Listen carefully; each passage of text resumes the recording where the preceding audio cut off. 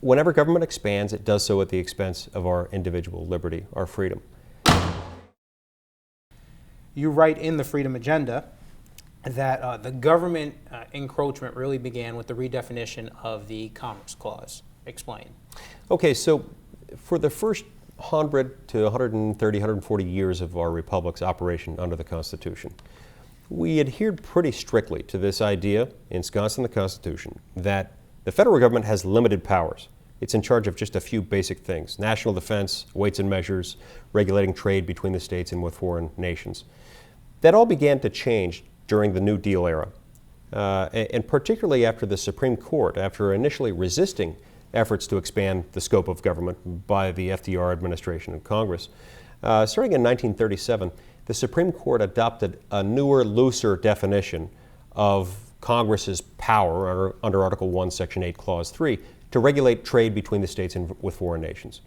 The court said, in essence, any activity that, when measured in the aggregate, when replicated across every state, substantially affects interstate commerce, is subject to regulation by Congress.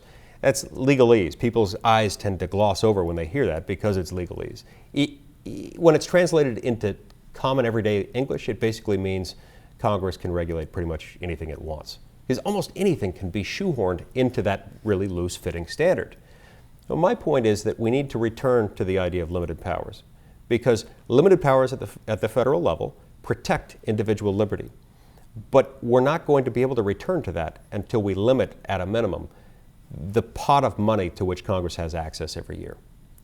Now, that sounds great, but how do you return to a form of constitutional government when you have one political party that is calling those like yourself who want to return to the original form of government, you're calling it terrorists, barbarians, sons of bitches? I mean, how could you possibly reason with these individuals and return to a form of government when you have such hostility directed at you? We have to remember that any political party is only as powerful as its ideas are compelling and resonant with voters. Those ideas are not the ideas that the voters in America are likely to recognize as powerful, as capable of transforming America into what it needs to become, of healing our economy and protecting our liberty. The voters know better. They deserve better.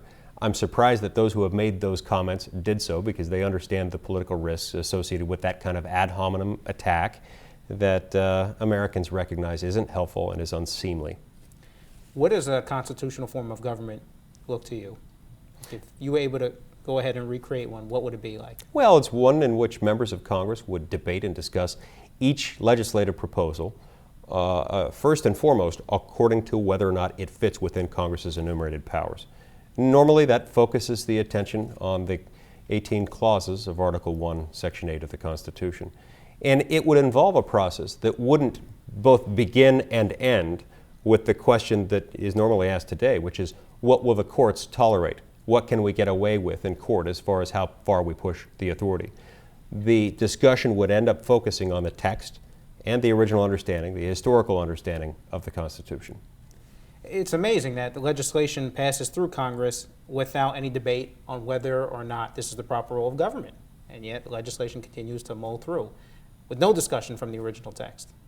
That's right, because as I point out in my book, since the late 1930s, the question generally has not been asked. The question of, is this constitutional, has become synonymous with the question, will the Supreme Court tolerate this?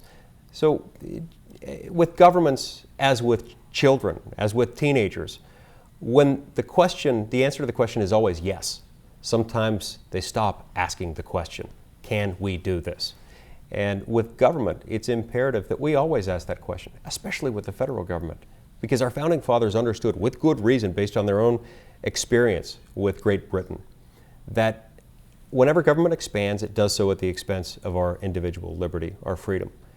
And it tends to expand more and faster at the national level, where you have a distant government operating far from the people that isn't always as sympathetic to the needs of the people.